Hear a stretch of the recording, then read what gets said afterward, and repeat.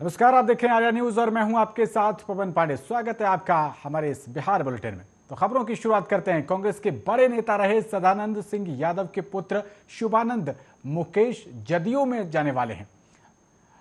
3 दिसंबर के बाद ये खबर सामने आई है कि वे 12 दिसंबर को पटना के श्री कृष्ण मेमोरियल हॉल में आयोजित होने वाले मिलन समारोह में जनता दल यूनाइटेड यानी कि जदयू की हिस्सा लेंगे।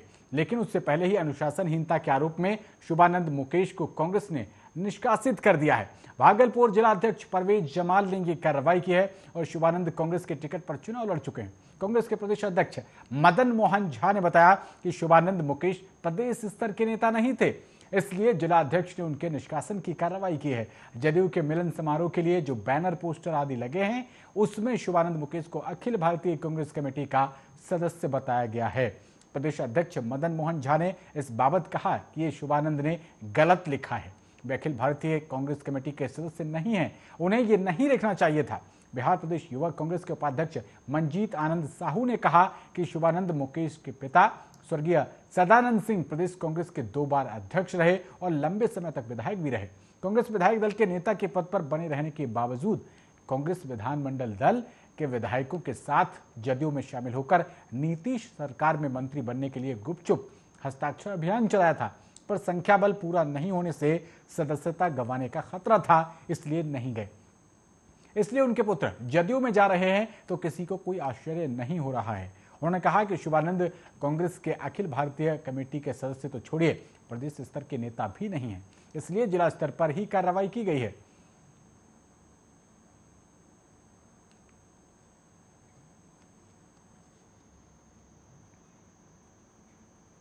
तो अब आंख के मरीजों को एसकेएमसीएच में भर्ती नहीं किया जाएगा, उन्हें सीधे पटना के आईजीआईएमएस भेजा जाएगा और इसकी पहल स्वास्थ्य विभाग ने शुरू कर दी है। Civil surgeon doctor Vinay Sharma ने इस बारे में निर्देश जारी करते हुए बताया है कि जिन 65 मरीजों का मोतियाबिंद का ऑपरेशन किया गया था उनसे संपर्क किया गया है।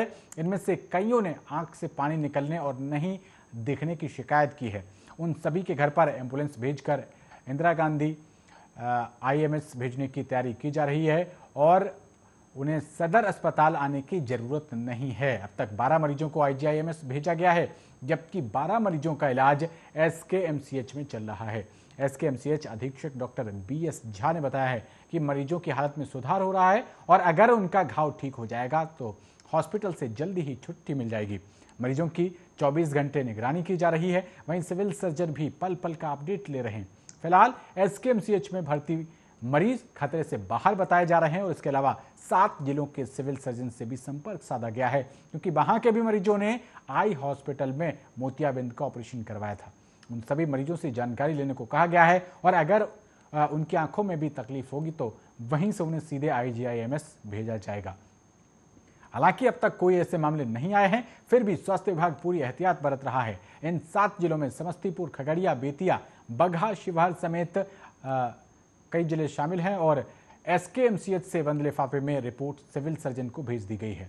इसे आज जांच कमेटी में शामिल सदस्यों के समीप खोला जाएगा और ऑपरेशन थिएटर में किस तरह का संक्रमण था ये रिपोर्ट खुलने के बाद ही पता लगेगा। इसमें काफी गोपनीयता बरती जा रही है। हालांकि सूत्रों की माने तो संक्रमण ऑपरेशन थिएटर से ही फैला था। अब दवाइयां संक्रमित थीं या उपकरण, ये रिपोर्ट खुलने के बाद ही सामने आएगा।